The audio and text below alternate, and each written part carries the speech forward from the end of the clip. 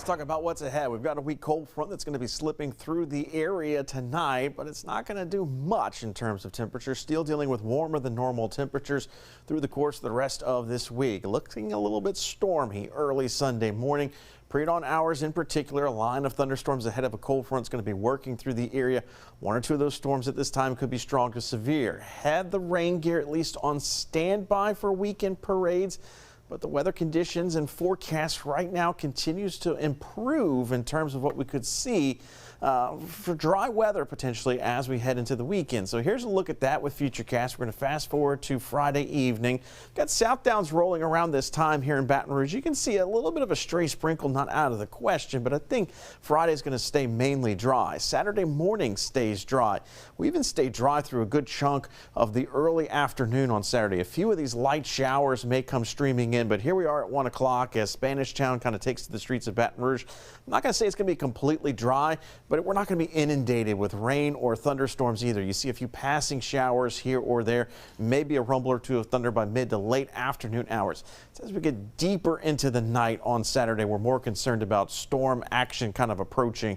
You'll see here by midnight, still off towards the west. That's the biggest difference with model forecasts for today. They've been delaying the arrival of this line of storms into the pre-dawn hours now on Sunday. So here we are paused at 3 a.m. You can see what looks to be a cluster of showers and storms just ahead of the main line. May get absorbed into one line altogether as we get towards those early morning hours around sunrise. So embedded within this, once again, one or two strong storms, and then the front will actually make its way through. But behind the front, we still could see some lingering showers even into Sunday afternoon. So not completely done with the potential for rain as we get into Sunday afternoon, but certainly a lot less than what we're going to see during the early morning hours. So how much rainfall are we anticipating as we roll through the day on Saturday into the night and then into the morning on Sunday? You can see showing some widespread rainfall totals upwards of a half of an inch to an inch plus, and then where you see some yellow shades of color, that's some localized bullseyes of 2+ inches of rain. So manageable rainfall totals, at least as it stands right now. We could see some issues with some drainage of those low-lying, poorly drained roadways for early Sunday morning, because we could see some rainfall totals upwards of an inch in less than an hour, and that's going to put stress on any kind of drainage situation. So for storm threats as we go Saturday night into Sunday morning, I think for the most part we're going to be watching for gusty winds. Anytime we get a line of thunderstorms, that's the predominant threat, number one. And then number two could be some frequent lightning. So those right now kind of moderate in terms of the list. Low end threat for tornado, flooding, and then also for hail. So bottom line, with the wind and lightning threats, the biggest concern there is going to be localized sporadic power outages.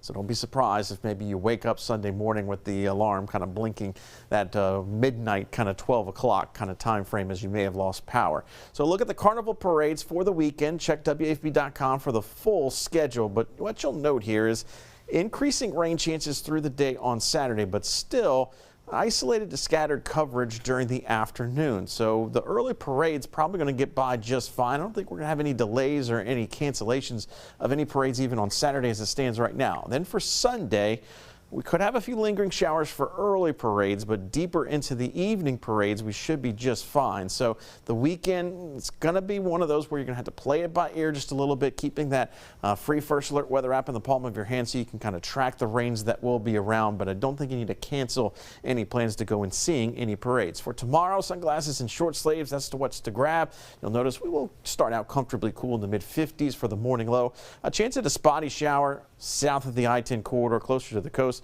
but highs instead of the low 80s will be in the mid-70s for tomorrow. So a little bit cooler for tomorrow thanks to being on the backside of the front. We'll continue with temperatures, though, still well above average all the way into the weekend, and then we get that next cold front in here Saturday into Sunday. That cold front will have the showers and thunderstorms. If you have Valentine's plans, try and get them done before midnight on Saturday as that worst of the weather kind of starts to roll through, and then it is nice weather. We're talking about good weather for Mardi Gras as well as Lundi Gras, so get out and enjoy the weather for those 2 days.